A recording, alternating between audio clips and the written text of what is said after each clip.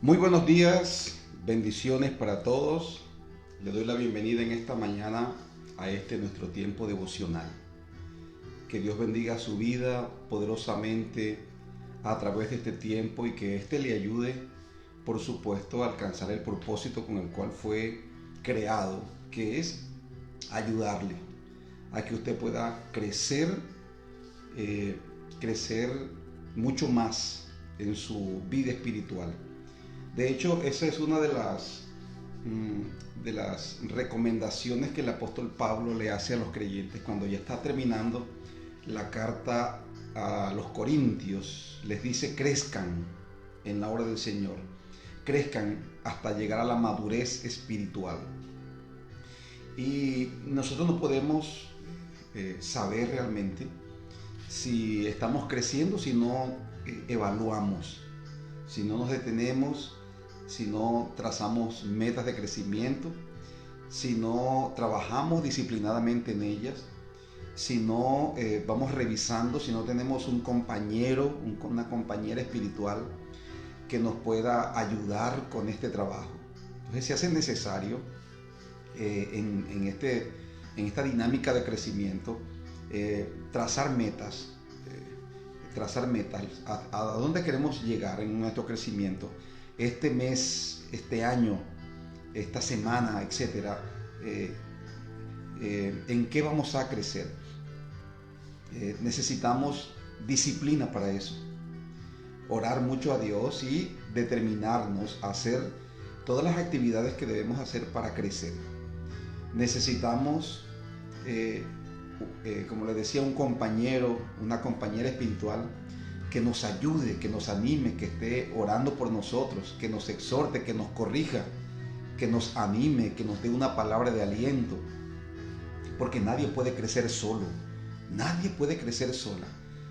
Tal vez ese es el problema de muchas personas, porque por eso no han crecido espiritualmente, porque todavía mantienen ese individualismo, se cierran y de pronto participan en algunas actividades espirituales de la iglesia, pero no tienen comunión, no tienen compañerismo.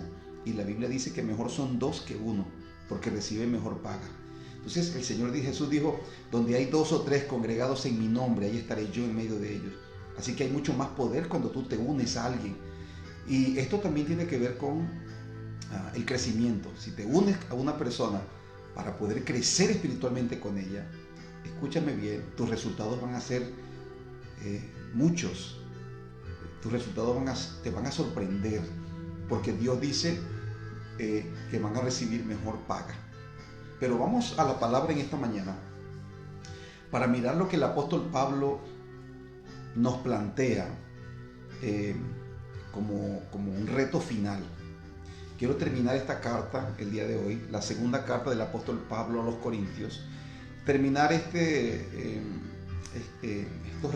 reto, o terminar la carta, ¿no? La carta el día de hoy, hablando de lo que yo considero que es uno de los retos que nos van a desafiar a nosotros, nos van a desafiar. Vamos a la palabra, vamos a leer un versículo de la Biblia, en la segunda carta a los Corintios, capítulo 13, versículo 5. Tenga la amabilidad, por favor, tome su Biblia allí y vamos a leer la palabra.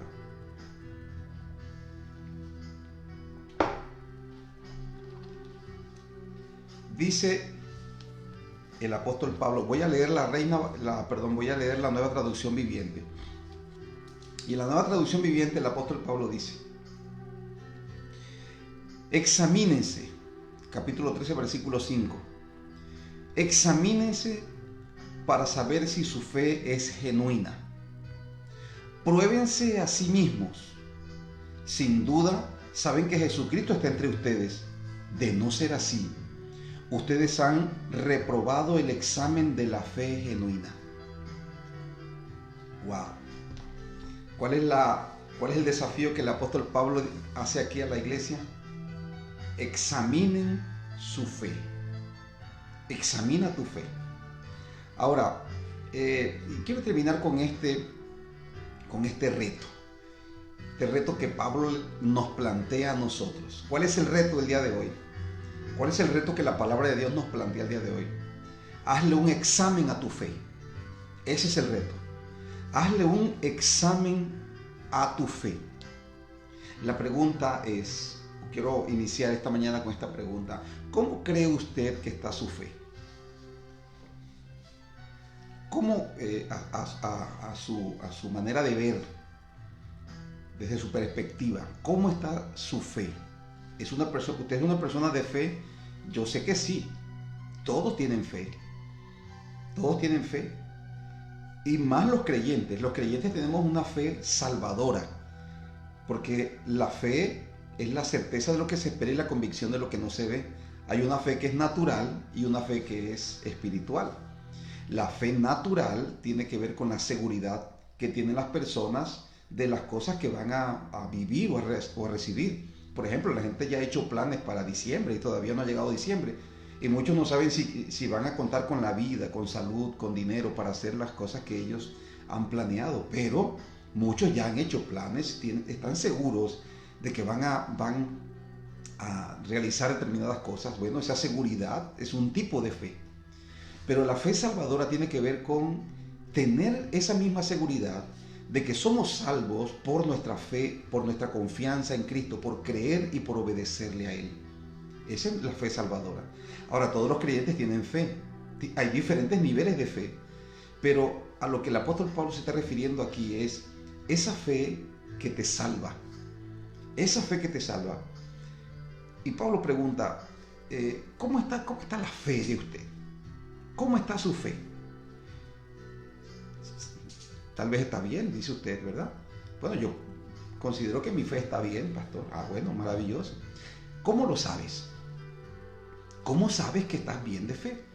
Tal vez dirán mucho, bueno, yo tengo la convicción de que Dios es bueno, de que Dios es real, de que tengo una comunión con Dios por la oración, por la palabra, voy a la iglesia. Nosotros hemos elaborado un criterio para la evaluación de la fe, nosotros. Pero Dios tiene su propio criterio. O sea, si usted va donde el médico, usted no le puede decir al médico, no, yo estoy bien. Y el médico le va a preguntar, ¿por qué usted dice que está bien? No, porque yo no me siento nada, porque yo no tengo dolencias, porque yo... Es decir, uno hace su propia evaluación, su propio criterio de evaluación lo hace uno. Porque no, yo considero que estoy bien porque no tengo esto, estoy aquello. Pero es el médico realmente el que sabe. Entonces el médico le va a hacer algunos exámenes de algunos elementos vitales en su vida. Le toma la presión, le hace exámenes de sangre, le hace exámenes de orina, etc. Todo tipo de examen que son vitales, o sea, del funcionamiento de órganos vitales. Entonces esos resultados le van a decir si usted tiene una salud estable o si usted está débil en su salud. Pero es algo muy diferente a lo que usted piensa y al criterio que usted tiene de lo que es su salud. Así es la fe. Muchas personas dicen, bueno, yo estoy bien en la fe, porque ellos mismos han elaborado su propio criterio del análisis, del examen que debe hacerse a la fe. Pero la Biblia ya nos enseña a nosotros, y eso quiero compartírselo el día de hoy, para que usted haga su propio examen, porque ese es el reto. Dios, a través de Pablo, nos manda que nos examinemos nuestra fe. Ahora, no solamente es posible hacerse el examen, un examen de fe, no solamente es posible, sino que es una instrucción, es un mandato que se nos hace. La Biblia dice que nos examinemos para ver si estamos en la fe, si nuestra fe es genuina. Eso nos lo dice la Biblia. ¿Recuerda usted que el Señor habló de una sorpresa que se llevarán muchos el día del juicio? Recuerda que el Señor dijo en Mateo 7:21, no todo el que me dice Señor, Señor entrará en el reino de los cielos. No todos, sino aquellos que hacen la voluntad de mi Padre que está en los cielos. Entonces el Señor dijo, muchos me dirán en aquel día, Señor, en tu nombre profetizamos, en tu nombre hicimos milagros, en tu nombre sanamos enfermos, etc. Pero el Señor les declarará: nunca los conocí, apartados de mí, hacedores de maldad. La pregunta es: ¿quiere usted ser parte de ese grupo? Por supuesto que no. Nadie quiere ser parte de ese grupo. Pero es una realidad. Es algo que sucederá. Y las personas no lo van a querer. Pero ¿por qué sucede eso? ¿Por qué una persona es sorprendida por una enfermedad? Porque una persona es sorprendida por la muerte.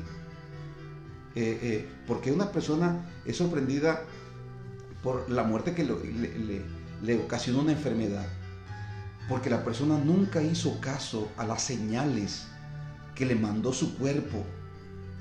Nunca, y aun cuando tal vez el cuerpo no le mandó señales que le indicaran que estaba sucediendo algo malo, la persona, toda persona de una manera responsable, debe ir periódicamente donde el profesional de la salud para hacerse los análisis respectivos para conocer el estado de su salud. Y yo creo que es algo muy, muy responsable hacerlo. Entonces muchas veces uno no va donde un médico hasta que ya uno se siente grave. Y esa es una manera irresponsable de vivir. Porque hay muchas personas que dependen de usted. Dependen de mí, mi esposa, mis hijos. Muchas personas que dependen del propósito que Dios me puso a realizar en este mundo. Muchas personas dependen, y no solamente de que yo le hable una palabra, muchas personas dependen de que yo dé aliento, de que yo bendiga materialmente. Muchas personas dependen de mí y de usted también. Así que si vivimos como ciegos, a tientas, estamos caminando y viviendo a tientas, sin saber, sin conocer el estado real de nuestra salud, lo más seguro es que seamos sorprendidos y nuestros días se pueden ver truncados porque no descubrimos ciertos elementos, ciertas cosas que deterioran nuestra vida, nuestra salud, y que se pudieran evitar si se descubrieran a tiempo. Pero como no hay una responsabilidad con la salud, entonces por eso suceden este tipo de cosas. Entonces usted es un hombre o una mujer de Dios, pero usted debe ir periódicamente donde el médico a hacerse sus análisis, sus exámenes. Esa es una manera responsable de vivir, porque usted tiene esposa, tiene hijos. Entonces a veces uno dice: bueno, Dios mío, ¿y por qué Dios se llevó a fulano? ¿Por qué Dios permitió eso? Porque es que nosotros tenemos fe, y la fe no solamente implica que usted y yo confiamos en el Señor. La fe también implica vivir de una manera responsable. Ser responsable en la obra de Dios, pero también ser responsable con nuestros cónyuges, ser responsable con nuestros hijos, ser responsable con nosotros mismos. Escuche esto. Esto tal vez a muchos no les suene muy espiritual, pero esto es más espiritual de lo que a usted le puede parecer. Porque el apóstol Pablo, inclusive Dios a través del apóstol Pablo, dice que todo aquel que destruye el templo del Espíritu Santo, Dios le destruirá a él. Y a veces tal vez no lo hacemos con drogas, no lo hacemos con alcohol, no lo hacemos, pero a veces destruimos el cuerpo sometiéndolo a trabajos, abusamos de él, sometiéndolo a trabajos más allá de su capacidad. A veces no lo alimentamos bien, o a veces lo sobrealimentamos, lo sobremedicamos, etc. Hay una administración errónea en cuanto a nuestro cuerpo y nuestra salud. Pero de ese tipo de salud no es la que el apóstol Pablo está hablando acá, sino que el apóstol Pablo aquí habla de la salud espiritual. Ahora, quiero que quede claro una cosa: usted no solamente debe, por su bien espiritual, no solamente debe saber que debe hacerse, no solamente debe saber que se puede hacer un examen de la fe, sino que es responsabilidad de todo creyente hacerlo periódicamente. Como lo dice el apóstol Pablo: examínense para ver si su fe es genuina. ¿Qué le dice a usted que la fe que usted tiene es genuina? ¿Qué le dice? la Biblia nos da algunas señales, unas muestras de cómo nuestra fe es genuina. Ahora, necesitamos, y quiero que quede esto claro, necesitamos hacer un examen de la fe y necesitamos hacerlo periódicamente. ¿Cuándo fue la última vez que usted se hizo un examen, le hizo un examen a su fe? ¿Qué encontró? Porque uno hace un examen buscando algo. ¿Qué encontró? Ahora, quiero animarle y quiero darle algunas pautas en esta mañana para que usted sepa cómo hacer un examen de la fe, puesto que la Biblia nos manda a nosotros a que lo hagamos. Y todo creyente responsable debe hacerse un examen de la fe, debe hacer un análisis de su vida espiritual. Dios en su palabra nos dejó, por un lado, el gran mandamiento, que es amar a Dios y amar a nuestro prójimo. Y por otro lado, antes de ascender al cielo, después de resucitar, le dijo a sus discípulos: id y haced discípulos a todas las naciones, bautizándolos en el nombre del Padre, del Hijo y del Espíritu Santo, enseñándoles que guarden todas las cosas que les he mandado, y aquí yo estoy con vosotros todos los días hasta el fin del mundo. Entonces ahí encontramos el gran mandamiento y la gran comisión. Eso se lo dejó el Señor a todos los creyentes. Ahora, el examen de la fe se fundamenta en esto, en el gran mandamiento y en la gran comisión.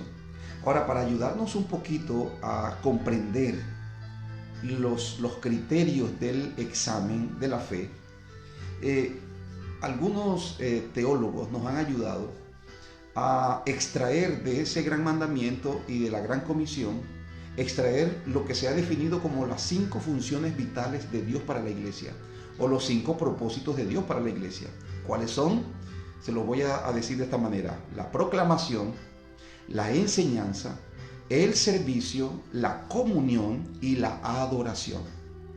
Se lo voy a repetir: la proclamación, la enseñanza, el servicio, la comunión y la adoración. Son las 5 funciones vitales de un creyente.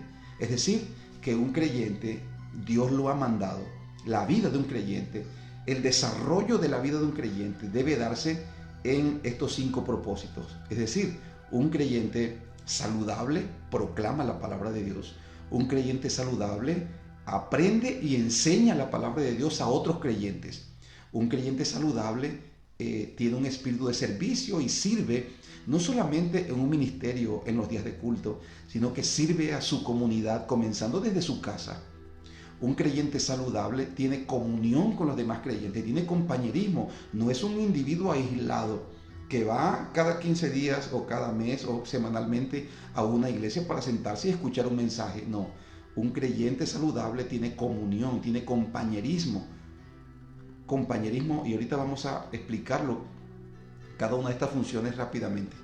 Y un creyente saludable es un adorador de Dios,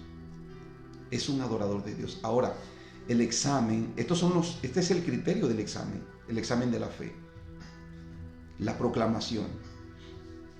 Eres un hombre o una mujer a quien Dios ha mandado a proclamar. La pregunta es: ¿estás proclamando? ¿Hablas la palabra de Dios?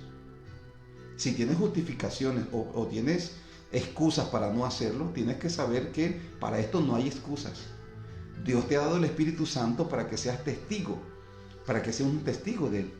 Y puedes aprender a testificar vinculándote a la iglesia y aprendiendo de las capacitaciones que la iglesia hace para enseñarle a usted a testificar. ¿Cuántas almas has ganado para Dios? Si tú miras el contexto de la iglesia, porque predicar, proclamar no es solamente hablarle a la gente de Dios, es, escúchame, ganar intencionalmente a través de un proceso almas para el reino de Dios. Si tú miras en el templo, y te invito a que hagas este ejercicio este fin de semana, examina a la congregación y identifica cuántas de esas personas que están allí adorando a Dios con sus manos levantadas, tal vez las ganaste tú para Dios. ¿Cuántas de esas personas están en la iglesia porque tú les ganaste para el reino de Dios? ¿Estás proclamando? Este es el examen de la fe. Si no estás proclamando, vamos a evaluarlo, vamos a hacerlo más práctico. De 1 a 10, califíquese usted. ¿Qué tipo de creyente proclamador te consideras de 1 a 10? Asígnese un puntaje, entendiendo que 1 es un creyente que no proclama y 10 es un creyente que proclama. Entendiendo que el 10 es un creyente que tiene una salud espiritual fuerte en cuanto a la proclamación. De 1 a 10, ¿cuánto puntaje usted se asigna? ¿Cuánto le dice el Espíritu Santo que debes calificarte? Número 2, la enseñanza. Todo creyente existe para aprender y para enseñar la palabra de Dios. ¿Qué tipo de cosas nuevas estás aprendiendo en la iglesia, en tu comunión diaria con Dios? ¿A quién se las estás enseñando? ¿Hay alguien a quien tú estás enseñando? ¿A tu esposa, a tu esposo, a tus hijos, a tus padres, a tus amigos, compañeros de trabajo? ¿Te tomas un tiempo semanalmente para reunirte y compartir la palabra, para enseñarle lo que Dios te ha enseñado a ti a alguien? De 1 a 10, califíquese. ¿Qué tipo de creyente, qué tipo de aprendiz eres? ¿Y qué tipo de persona comprometida con la enseñanza eres? Usted recordará que el Señor dijo, enséñele a los demás todas las cosas que yo les he mandado. Así que debes aprender las cosas que el Señor mandó y debes enseñárselas a alguien. Tal vez tu iglesia tenga un programa, tal vez la iglesia no tenga un programa, pero esta función no depende si la iglesia tiene un programa o no tiene un programa para hacerlo. Porque en la cotidianidad, en tu vida cotidiana, en tu trabajo, en tu colegio, en tu universidad, donde quiera que tú estés, puedes hacerlo. A eso te ha mandado Dios. De 1 a 10, ¿qué tipo de aprendiz y qué tipo de creyente que enseña la palabra es usted? Asígnese un puntaje allí. El servicio. ¿Qué tipo de servicio le ofreces a Dios y a la gente? Servimos en 3 direcciones. Nosotros los creyentes le servimos, número 1, a Dios con nuestros dones, nuestros talentos, nuestras habilidades y con nuestro dinero también. ¿Le está sirviendo a Dios? Le servimos a la iglesia, los creyentes, los hermanos en la fe. En esa dirección también servimos. ¿Le está sirviendo a la iglesia? Cuando hablo de servir a la iglesia, yo quiero que lo desvincule con un culto. Quiero que lo desvincule con un ministerio de ujieres, con un ministerio de intercesión. Que sí podemos servir a Dios de esa manera, pero estoy hablando de suplir necesidades de la gente en la iglesia. Y en tercer lugar, servimos en dirección a los inconversos, a los familiares, a los vecinos, a los amigos que no conocen a Dios. Estamos allí, Dios lo puso cerca de nosotros para que nosotros le sirvamos, es decir, para que atendamos y suplamos alguna necesidad. Lo estás haciendo. ¿Cuánto tiempo a la semana tomas para servirle a la gente? ¿A cuántas personas has servido esta semana? Asígnate un puntaje de 1 a 10. ¿Qué tipo de creyente servicial eres? Recuerde que estamos haciéndole un análisis a la fe. Este es un análisis rapidito porque no tenemos todo el tiempo para hacerlo. Número 4.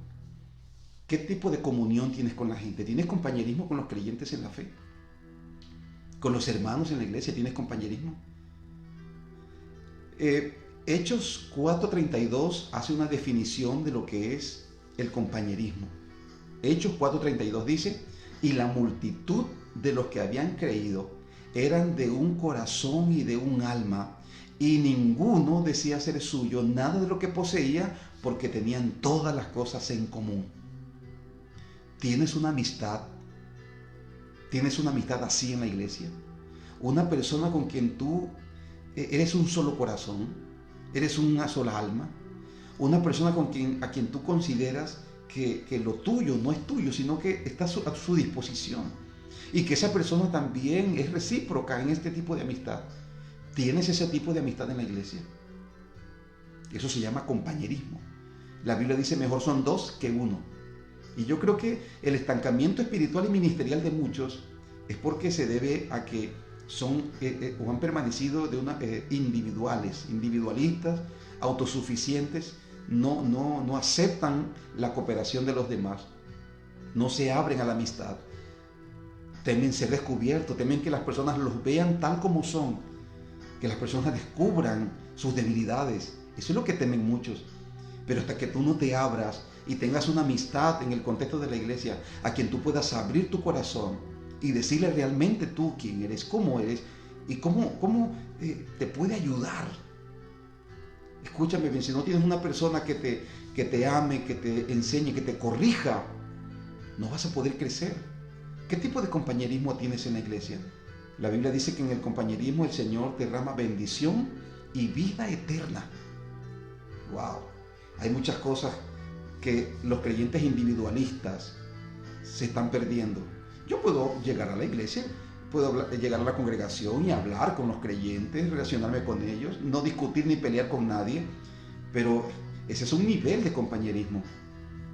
El compañerismo real, verdadero, es donde tienes una amistad profunda con alguien en la iglesia que te ayuda, que te aporta y a quien tú también le aportas. Una persona aquí con quien semanalmente te tomas un tiempo para orar, para hablar de tus situaciones, para compartir la palabra, para ayudarse mutuamente. Eso es el compañerismo. Califíquese de 1 a 10. ¿Qué tipo de compañero, qué tipo de compañerismo estás desarrollando en la iglesia? Y por último, la adoración. Usted y yo somos adoradores, ¿verdad? Entonces la adoración tiene que ver con la obediencia, está relacionada no solamente con cantar y levantar nuestras manos, pero quiero que lo enfoquemos allí. ¿Qué tipo de adorador tú eres? ¿Estás adorando a Dios? ¿Adoras a Dios con tu vida, con tus bienes? ¿Adoras a Dios? De 1 a 10, ¿qué tipo de adorador eres? ¿Eres esos creyentes que no temen ser quebrantados por el Espíritu Santo? ¿Eres un creyente que te postras y que vas a tu intimidad a tener esa comunión íntima, significativa con Dios? ¿Tienes tiempos de calidad con Dios? ¿Sientes la presencia? ¿Experimentas al Espíritu Santo en tu intimidad porque tú te desbordas en adoración a Dios? ¿Qué tipo de adorador eres? De 1 a 10. ¿Cuán frecuentes son tus encuentros de adoración con el Espíritu Santo? Cuando vas al templo a adorar, por ejemplo, ¿vas con esa disposición de que nadie te distraiga? Porque vas a tener un tiempo de comunión con Dios. ¿Qué tal tu examen espiritual? Este es el criterio para hacer el examen, el análisis de nuestra vida espiritual. El apóstol Pablo dice: examínense para ver si la fe de ustedes es genuina. Un creyente saludable es un creyente que proclama, que toma tiempo para hablarle a aquellos que no conocen a Dios. Es un creyente que intencionalmente se acerca a las personas para ganarlas para el reino de Dios y para su iglesia. Un creyente saludable es un buen aprendiz, una persona que tiene un corazón enseñable y que no solamente lee la palabra, la estudia, la memoriza, la medita, sino que también la comparte. Espera cada oportunidad que se le dé para compartir la palabra, para enseñar la palabra. No solamente para ser una especie de predicador, sino que en medio de las relaciones le comparte sus experiencias a las personas a través de las cuales busca enseñarle la palabra de Dios. Un creyente saludable es un creyente servicial en su casa, atiende, ayuda a su esposa, a sus hijos. Es una persona que sirve a sus vecinos, que sirve en la iglesia, a su comunidad de fe, a aquellos que son inconversos. Busca ayudar, busca suplir necesidades. Ese es el objetivo del servicio. Un creyente saludable es un creyente que tiene compañerismo, una persona que no está solo, no está sola, una persona que tiene alguien, una persona o un grupo con el cual se reúne semanalmente para orar, para compartir, para tomarse un café. Amistad en el contexto de la iglesia. Un creyente saludable es un creyente que adora, un creyente que conoce a Dios, un creyente que se desborda en adoración para Dios, un creyente obediente a la palabra de Dios. Ese es un creyente. Si tu puntaje es superior a 7, entonces tienes una buena salud espiritual. Pero si después de evaluar estas áreas de tu vida, tú dices, wow, yo realmente creo que tengo un problema con mi salud espiritual. Te animo a que hoy tome una decisión. La decisión de una manera práctica. Busca las maneras. ¿Cómo voy a proclamar?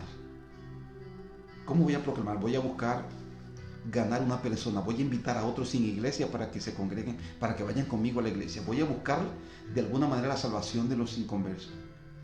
Voy a intencionalmente esta semana reunirme con alguien, un compañero, un amigo, un familiar, para compartirle algo que yo haya aprendido en la iglesia, en la palabra de Dios.